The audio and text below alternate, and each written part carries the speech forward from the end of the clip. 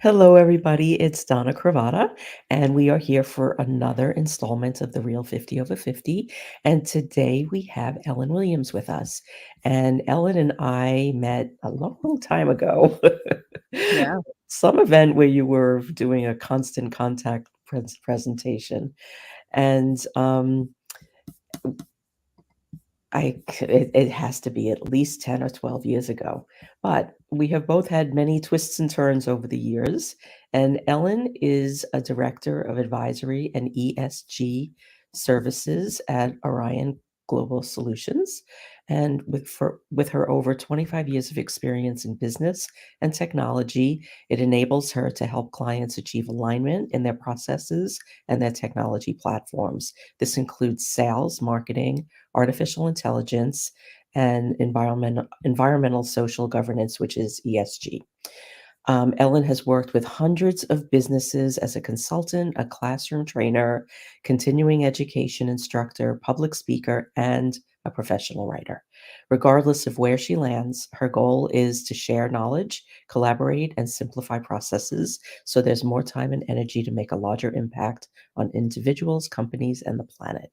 Welcome, Ellen. So good to spend some time with you today. Thank you, Donna. It's really great to be here.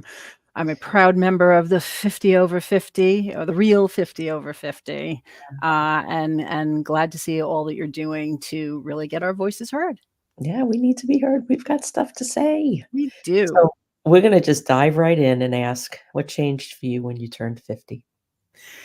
What changed when I turned 50? So it wasn't 50 itself, because when I turned 50, I was still at Constant Contact. So that ran for another year or so. But when I left Constant Contact, I dove back into the world of entrepreneurship, which I seem to be threading throughout my career, and launched a business for marketers. It was a lot of fun, and I had a great business partner, and the two of us had a blast for about a year, and then realized it just was a little slow to grow and wasn't profitable. Mhm. And we went our separate ways, no harm, no foul. And I got a job, and I think he launched a couple new things. He's a lawyer, so he's back to being a lawyer. But at the time, he had put that aside, and he was a marketer. So back to employee with a marketing firm, where I learned a lot again. And then when I left there, I really wasn't sure what I wanted to do. So now I'm like mid 50s, and getting a job with a resume just wasn't happening, and had to go back to my network, and landed with Orion. So I've been here for now just over 6 years. Yeah. And you have quite a network. Luckily, yes. And I mean, we're talking over the course of years. I Yes, s I yeah, that started doesn't just happen. networking probably, 20 years ago or so, Yeah. and it really is, um, a valuable asset, for lack of any other word, to be able to continue to go back to people who don't just know me for who I am today, but know me over the course of time, and really see everything you bring to the table. So when you reach out to them, it's more than warm, right? It's Mhm. happy to hear from you. How can I help? Exactly, exactly. And, that's stuff you can't buy. Yeah, without a doubt. That's earned. Definitely. And it's so steeped in trust and credibility. There's such incredibly valuable relationships, and they're reciprocal. Yes. And to your point, we met many years ago at an event, and over the course of the years just continued to reconnect every few, and now we're even more connected than we've been in the past. So I'm Yeah, very, very happy about that. me too. And I think we've only met in person once or twice. Yes. Yes, that's true. Well, maybe we need to change that. All right, so let's see. Let's dive into learning, teaching, and mentoring. And this is something that I love. And I know that we have very similar values when it comes to this. Um, we have to constantly be doing all 3 of these things to stay relevant, particularly after the age of 50 and the rapid increase in technology and the speed of technology. So let's dive into this one because I know that we have a lot of similarities in our varied pasts, and I think this could be a very interesting conversation. Yeah, absolutely. I am definitely a lifelong learner. When I was young and graduated high school, I opted not to go to college and moved to New York to become a Broadway dancer. And that didn't really pan out. And I wound up at a video editing facility, and they put a computer on my desk and said, learn it. And that was really the beginning of continuing to learn, as you said, as technologies evolve. So certainly what we've seen lately has been, you know, Mind crazy evolution, but I'm talking years ago yeah, where, there weren't very many people who really understood computers at all. yeah, But I've continued to learn, whether it's in person or, lately online, maintaining certifications, understanding what's new, what's different. And although my resume can't get me a job because I don't have that degree on it, again, back to the network has been helpful. But I do have a quick story about education. When I was with Constant Contact, I was invited to speak at a college alongside some other media heavy hitters, people who were at HBO and things like that. And it was a room full of students, which was not my target market at Constant Contact, but it was a great surprise. And one of the questions they asked was, do I need to get a master's degree? And I was the last to answer, just the way in which we were sitting, and I just sat there and went, "Oh my gosh, what am I gonna do? How am I gonna answer this?" And everyone's giving their answers about, when they got their master's degrees, and they got to me, and I said, integrity, transparency, it's what I'm all about. So I just said, "Well, I didn't go to college." And the room applauded. They just couldn't believe I was sitting up there and I hadn't even gone to college. So the real world experiences, the things you learn from other people and, reading and, like I said, courses, it just keeps you relevant. If I had gotten that degree, it really would be outdated by now. yeah, very true, and you wouldn't have had the same trajectory that you did. You Without a probably wouldn't have doubt. learned as much. I mean, my son is studying digital media production right now, and I told him yesterday, "We need to sit down and come up with your alternate education plan because you're not gonna be prepared. You're not gonna be prepared for a job." I see what he's learning. I'm like, "No." I wouldn't hire you. And it evolves over time too, right? I wanted to Yeah, be a dancer, and then I was a consultant, I became a speaker, I've been a writer, so I've really had the opportunity to evolve my career and also take advantage of opportunities when they came my way. yeah, yeah, and you get to craft your own educational path. I did the same thing, and, you I learn like what that. interests you, and you learn what makes sense and what's practical, and what's gonna be helpful for what you're actually doing, day to day because you're actually in the world living and working and being an adult, and, I think Well, most of the time at least, most of the time, but, right? um like, I see what my son's experience in college, and he's in this bubble, this unrealistic bubble. Yeah, I mean, thankfully, we're not racking up debt with this, but, um, you know, he's having the time of his life, which I want him to have, but from a practical standpoint, it's really not the best thing. not for And everyone, that's for sure. yeah, no, and let's, like, segue into mentoring because I know the role that you're in right now, you have the opportunity to be the elder in the room and to mentor people that are younger than you in their work, and I'm sure some of that lends to personal life mentoring as well because everything is so the lines have blurred. Yeah, yeah. Um, it is it's sort of a nice perk, right? When you have now, as you said, the majority of my team members are younger, and you really talk to them about, okay, so what's the project about? Where are we going with it?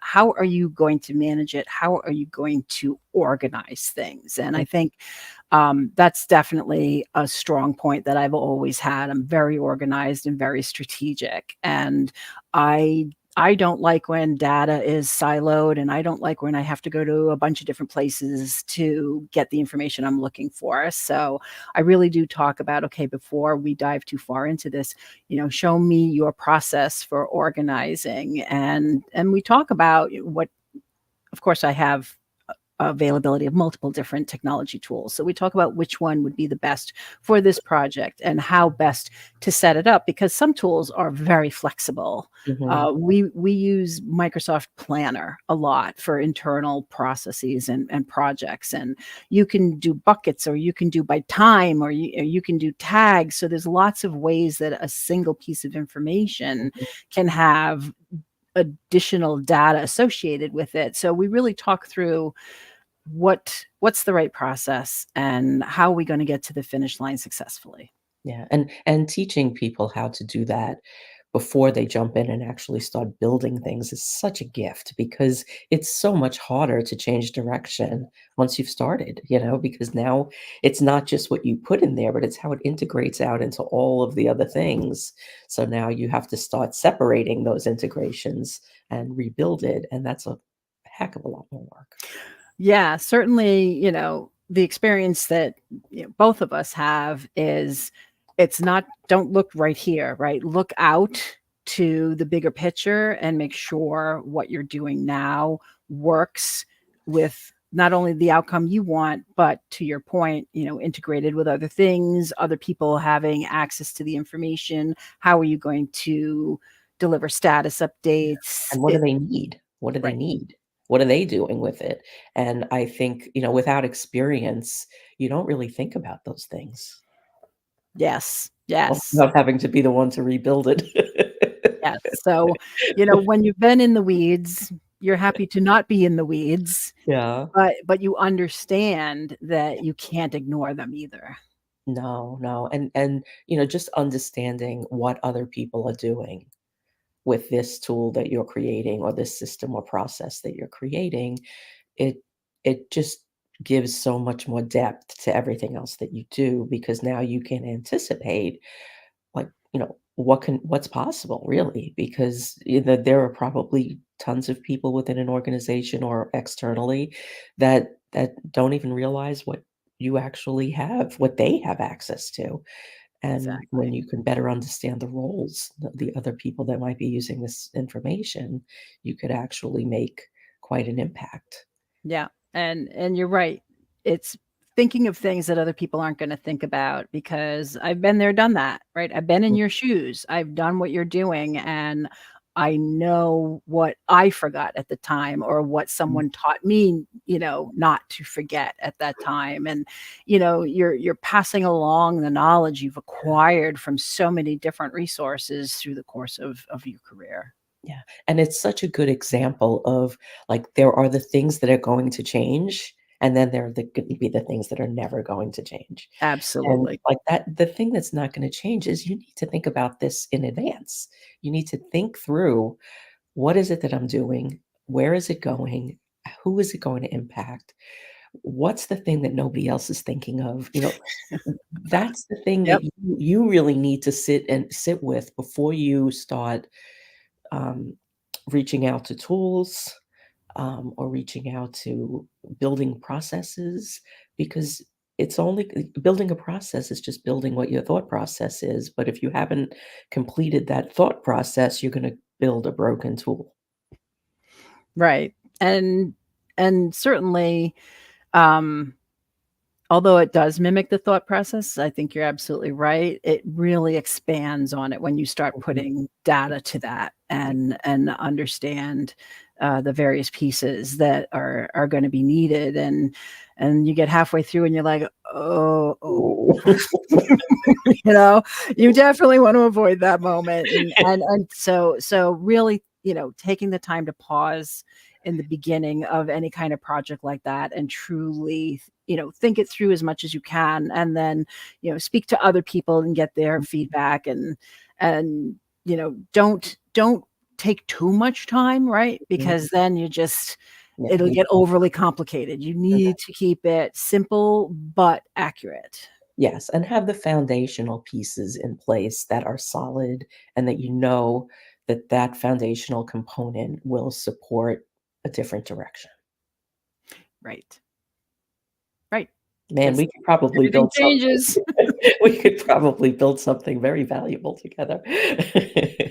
All right, now let's dip into a couple of the things that you actually do. So one of them is ESG.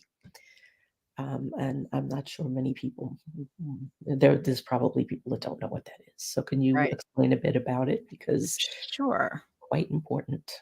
Yeah. So ESG stands for environment, social, and governance. And it's also referred to as sustainability. This is a little more in depth description. So it discusses environment, how your business twofold, how the changes in environment are affecting your business and how you just doing business is affecting the environment. The same is true on social. How is your business communicating with the community at large or even the local community? Now, mine is a service, but for anyone with a storefront, you're going to have a greater impact on your local community. And then governance really comes down to how the business is run, how your data is being managed, and how you're, taking care of your people. And because in the mix here is the next set of acronyms, which is DEI, which is diversity, equality, and inclusion, and it's all sort of packaged together. Mhm, And when organizations have the ability to focus on this, and really they all should, but they're not there yet. So those that do, they take the time and they bring on staff to make sure that they're diligent in understanding how their business is basically affecting the world, the people, and the planet. yeah, and that leans into company culture too. Absolutely. So, there are 2 versions of that. There's the lip service version, and then there's the real version. Unfortunately, and ESG it's a struggle. It's some organizations have really adopted it and they see the value both in making sure the planet continues to be inhabitable for us, Mm, and in the social way. It's very important, especially for some of the younger generations, to be involved with an organization that has a social conscious. mhm, So it's allowing them to bring on new talent or attract talent. In some cases, it's actually reducing costs, it's increasing productivity, and there are a lot of benefits, although unfortunately, it's still in some cases looked at as more of a cost center because there is an investment to addressing it and to getting the right tools that'll do the mhm, measurement.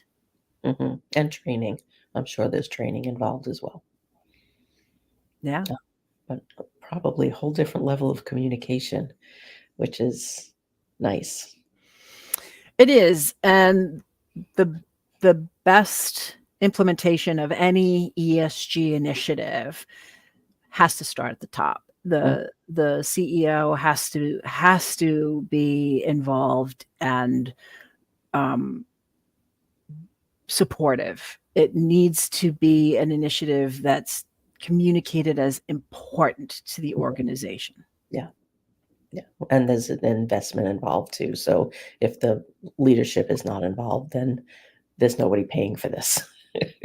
And we run into that a lot. Yeah. One of the things we do at Orion is we implement the tool that measures all of this. Mhm, And for the customers that come on board, it's a really great experience. We work with the sustainability team the majority of the time. So we are sort of that one arm length away mhm, from the C-suite, but it doesn't happen unless they're on board. Yeah. Yeah, that Without totally a doubt. makes sense.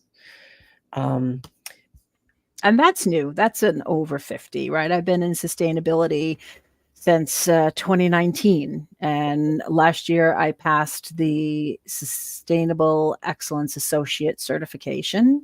And so the next one available is the Sustainable Excellence Practitioner. A mhm, professional certification, and I am targeting in the next month or so to wrap that up. And it really does give you that broad overview across the ESG, the DEI, all of those things that matter um, in the culture and also in the the planet and environment.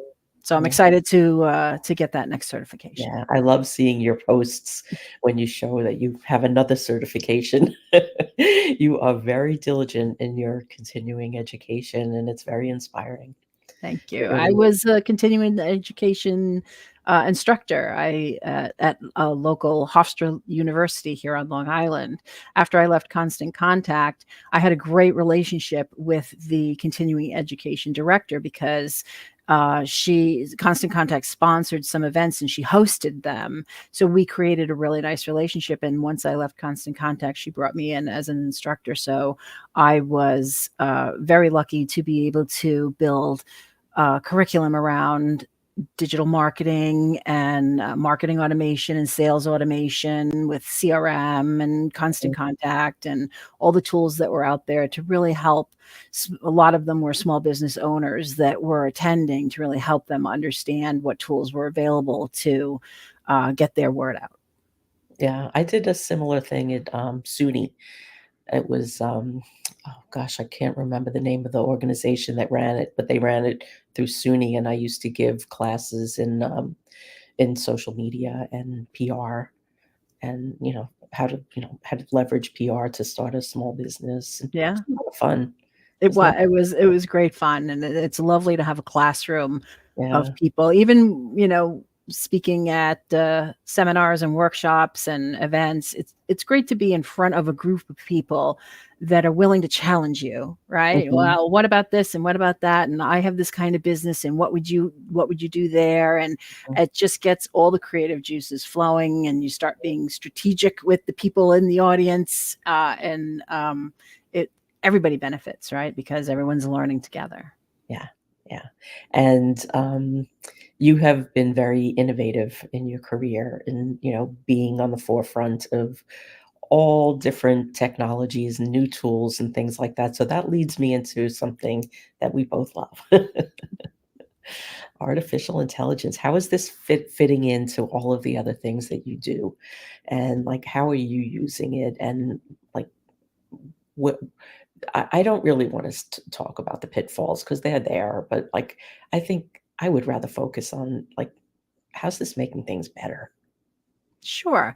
Um, I mean, obviously, the key with artificial intelligence is that you can't let it go off and do things on its own, right? At this point, it's still human intervention. But for me personally, it's really helping with content, and I like when I have an idea and not that you're stalled, but you kinda tend to think your ideas are really good. So having Your sort little of, silo. right? So throwing some ideas into, an AI tool or asking for, "Hey, can you give me alternatives to this? Can you give me a list of 10 bullet points on this topic?" And, you're like, "Yeah, 8 of them I'm on top of, but those 2, that's interesting. Do they work for me? Do they don't work for me? I hadn't thought of that." So it's a little bit of brainstorming, right? And thinking in ways that are different than the ways I'm thinking, and developing content where I usually start with a foundation, throw it into AI, and then come back and have to re-edit everything.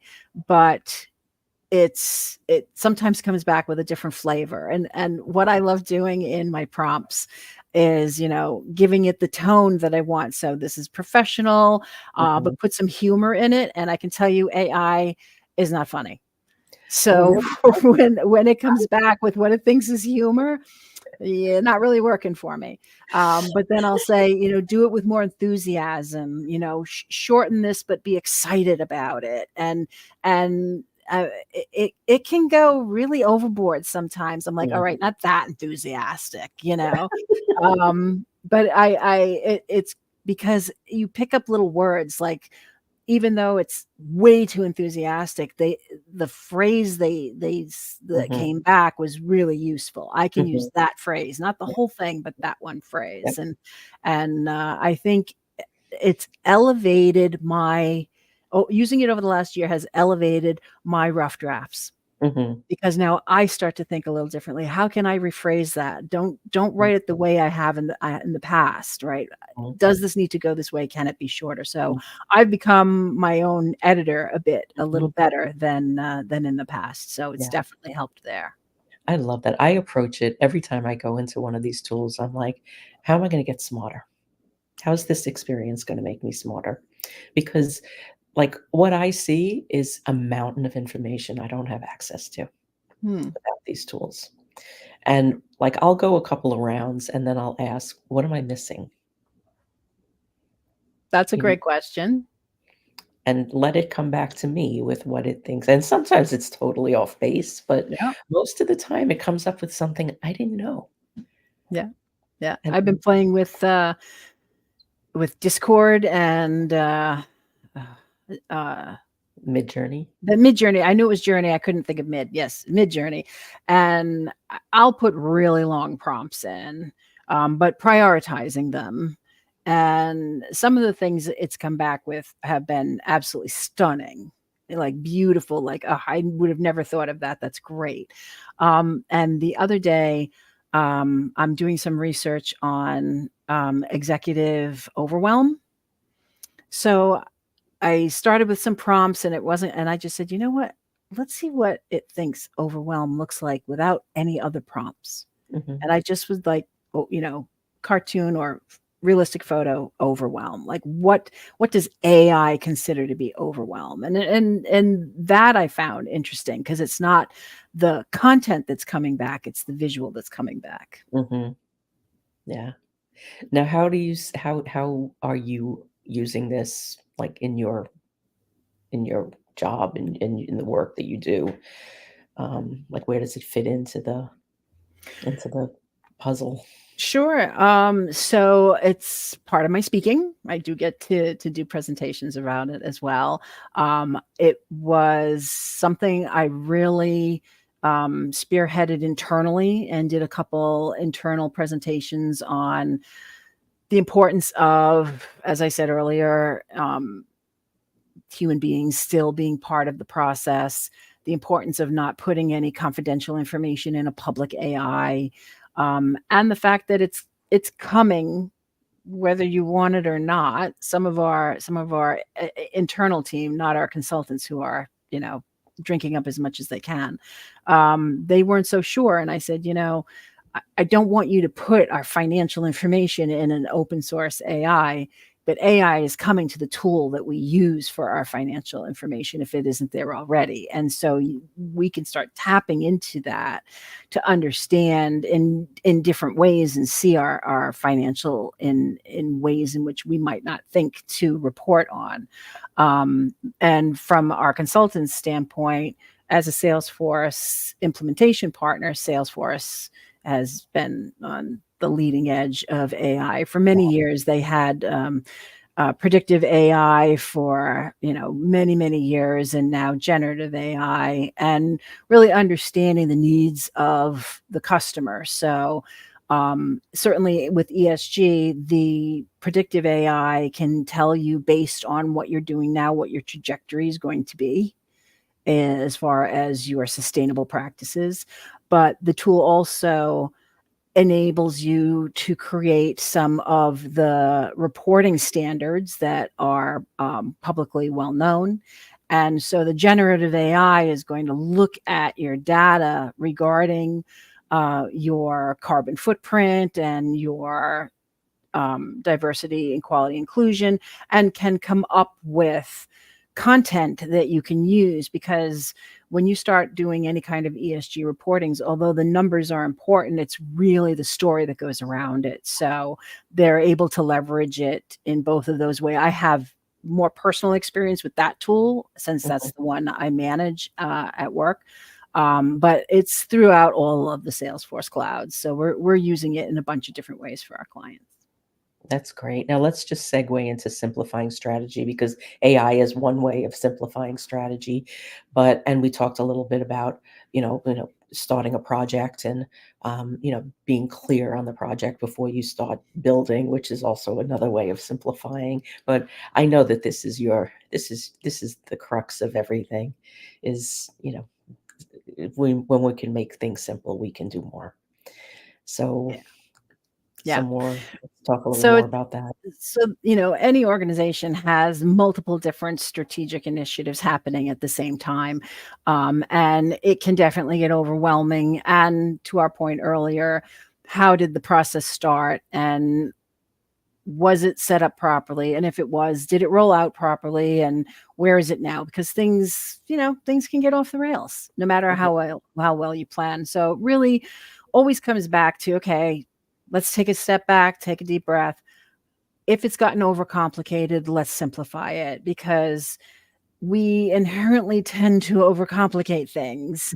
And when we have an opportunity to take it in smaller pieces, it's less overwhelming, and it enables the process to continue in smaller pieces, so that when it seems to be going down the wrong path, it's easier to fix. So when you don't overcomplicate things, when you keep everyone on the same page throughout the whole process, I think that helps simplify the process, and gets you to the finish line collaboratively.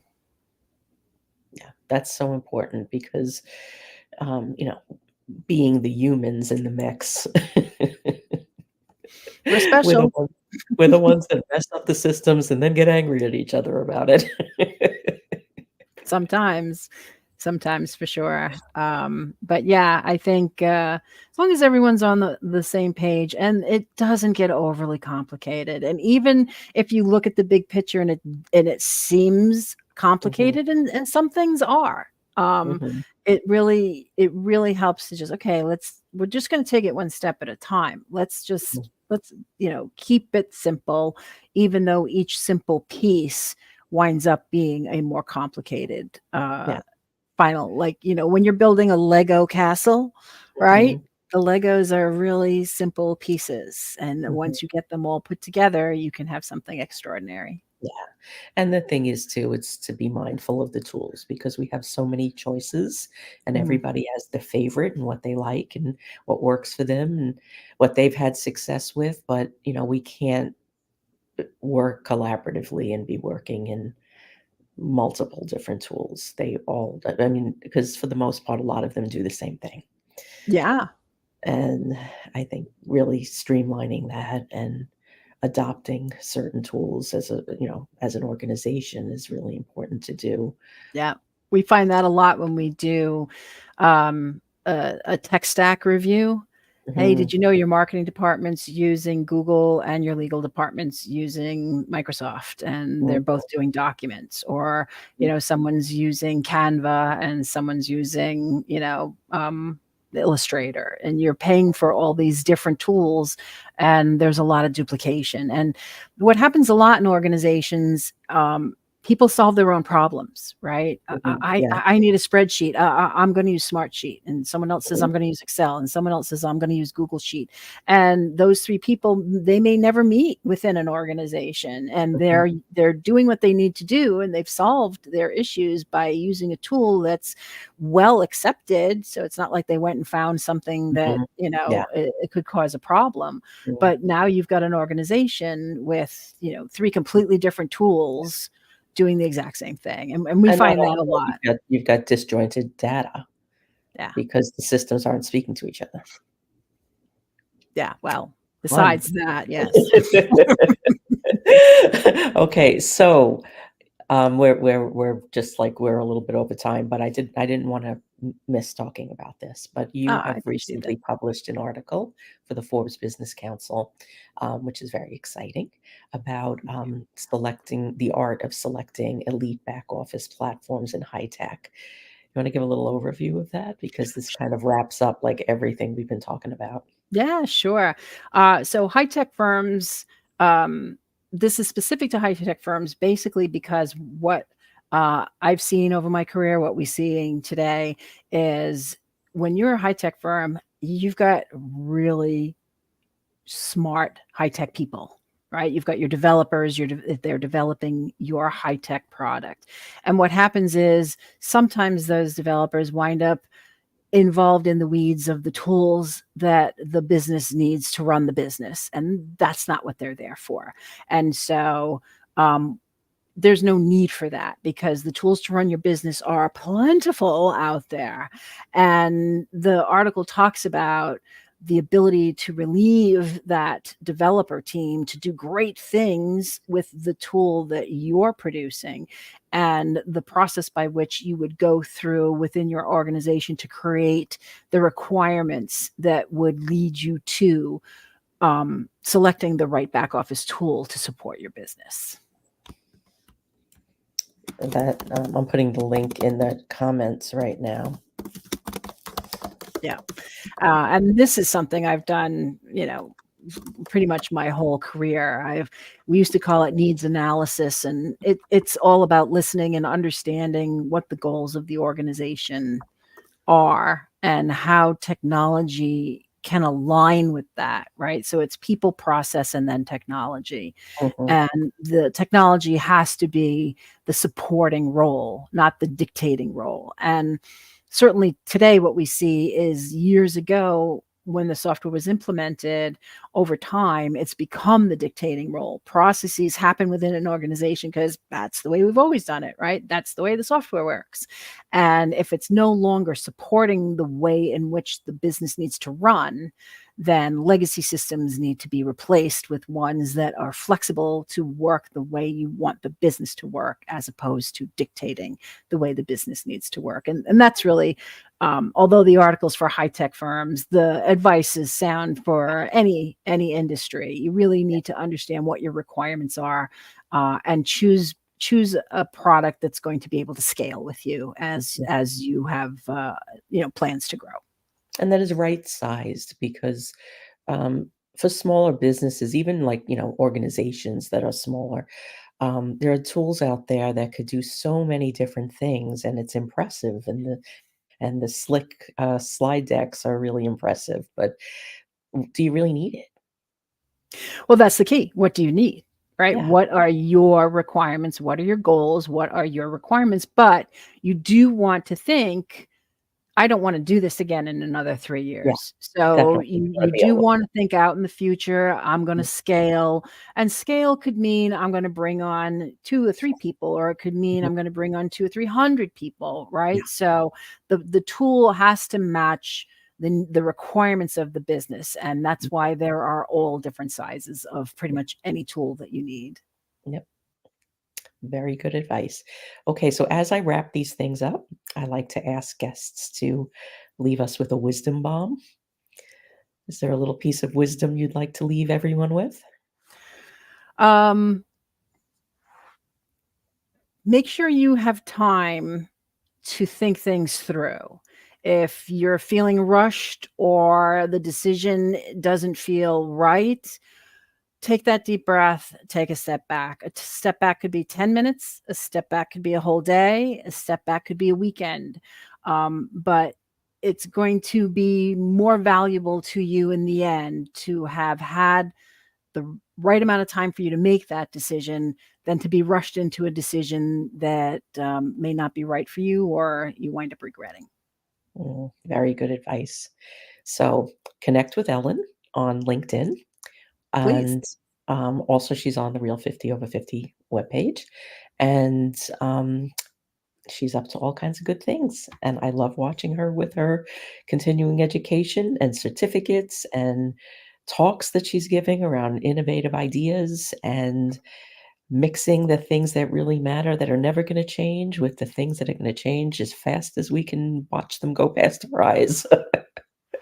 And she combines them really, really well. So, thank you. And Well, thank I appreciate you being here and I appreciate you sharing your wisdom. And if you are watching on the replay, tag us in comments. We'll come back and keep the conversation going and come back next week because every Wednesday at noon Eastern Time, we are interviewing another incredible woman over 50. Thank you. Thank you so much. It's been a pleasure.